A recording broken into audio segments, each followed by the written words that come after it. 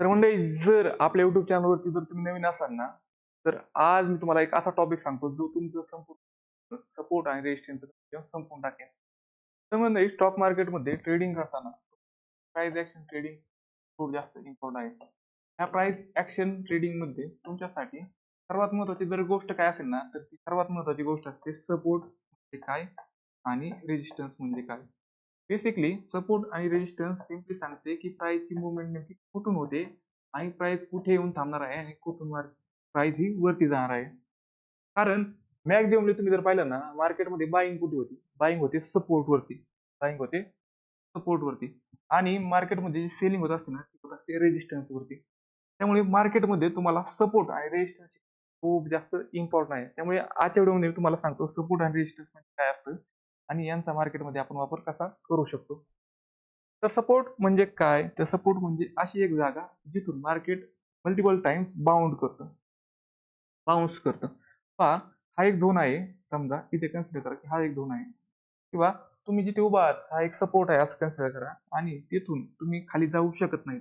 असा झोन जो असतो ना, याला आपण म्हणत असतो सपोर्ट. म्हणत असतो सपोर्ट. तर बेसिकली मार्केट जेव्हा सपोर्ट वरती येतं ना, इथून मार्केट पुन्हा वरती जात असतं. त्याचप्रमाणे मार्केटमध्ये सपोर्टचं नेमकं लॉजिक काय असतं हे आपण प्रथमतः समजून घेऊया. सपोर्ट म्हणजे अशी जागा की समजा एखादा शेअर आहे, तो इथे 100 रुपयांच्या आसपास ट्रेड करत आहे.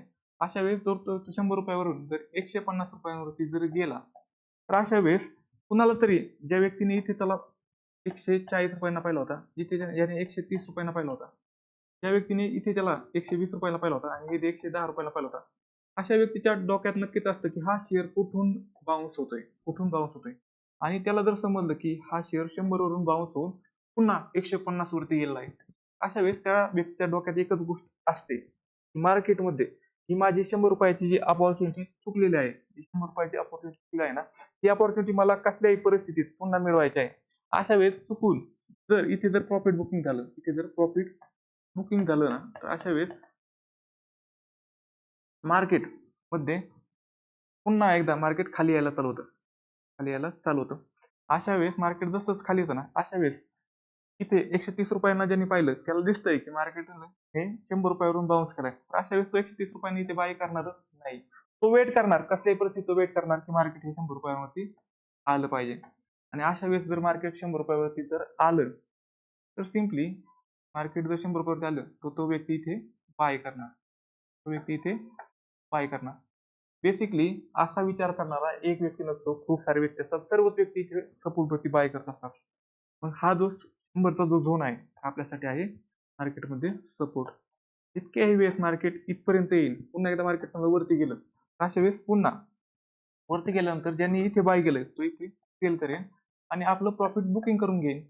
प्रॉफिट बुकिंग करणं खूप जास्त इम्पॉर्टंट असतं, कारण पहा, मार्केटमध्ये जर तुम्ही जर प्रॉफिट बुकिंग नाही केलं, तुमच्या पोझिशनचा उपयोग काय आहे? कारण मार्केटमध्ये प्रत्येक जण हा प्रॉफिटसाठी आलाय. ज्यावेळी मार्केट वरती जातं ना, अशा वेळेस वर साईडला जातं, त्यावेळेस मार्केटमध्ये प्रॉफिट बुकिंग होते, आणि प्रॉफिट बुकिंग होते अशा वेळेस तुमचे शेअर सेल केले जातात. काय केले जातात? शेअर सेल केले जातात. शेअर सेल केले की शेअर खाली येऊ लागतात. अशा वेळेस त्या खाली येणाऱ्या शेअरला कोणीही बाय करत नाही, कोणीही. सर्वजण वेट करतात की मार्केटमध्ये प्रिव्हियसली जे झोन होते, कोणत्या झोन मधून तो शेअर वरती गेला. आता मला इथे दिसतंय की तो शेअर 100 वरून वरती गेला, तो इथे दिसतोय 100 वरून वरती गेला. तुम्ही वेट करणार सिम्पली 100 वरती येण्याचा, आणि मार्केट जर 100 वरती आलं तर काय होणार? पुन्हा मार्केट इथे वरती जाणार. हा सपोर्ट म्हणजे असा झोन जिथे मार्केटमध्ये बाईंग असते, आणि त्याला आयडेंटिफाय करण्यासाठी आपल्याला सिम्पली पाहायचं की मागील 2 वेळेस कुठे मार्केटने सपोर्ट केला आहे.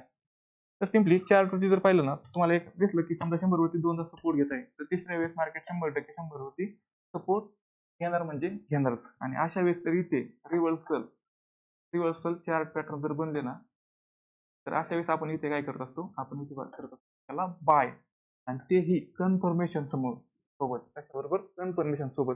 तर हे रिव्हर्सल चार्ट पॅटर्न आपण नेक्स्ट पार्ट मध्ये पाहूयात. ते जर पाहिजे असेल तर कमेंट करायला विसरू नका. त्याचबरोबर रेजिस्टन्स असा झोन असतो, पहा, हा जो झोन आहे, हा आहे रेजिस्टन्स. हा कोणता? 150 चा झोन, हा आहे रेजिस्टन्स.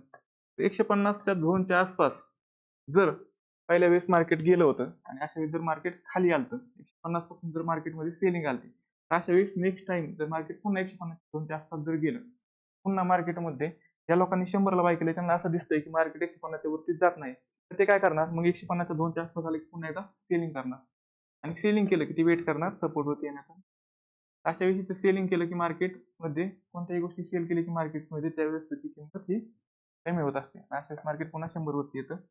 पुन्हा एकदा मार्केट जर 150 वरती गेलं ना, अशा वेळेस पुन्हा एकदा ज्यांनी 100 वरती बाय केलं ना, ते लोक इथे विकत असतात. तर अशा प्रकारे मार्केटमध्ये जे वरचे झोन असतात, त्याच्यावरती मार्केट शक्यतो जात नाही. त्याला आपण म्हणतो रेजिस्टन्स झोन. काय म्हणतो? त्याला म्हणतो रेजिस्टन्स झोन.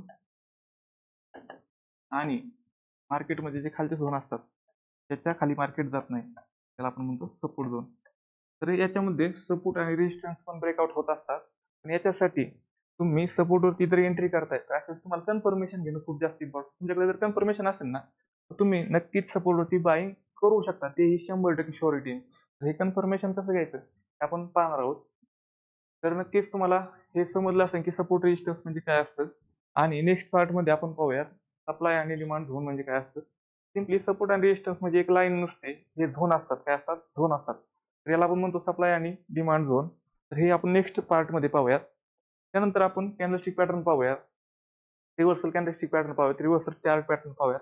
खूप जास्त गोष्टी आहेत, म्हणजे मी तुम्हाला सहजपणे सांगू शकतो. त्यासाठी तुम्हाला काय करायचं आहे, हा व्हिडिओ लाईक करायचा आहे, तुमच्या मित्रांना शेअर करायचा आहे आणि आपल्या चॅनलला सबस्क्राईब करून घ्यायचं आहे.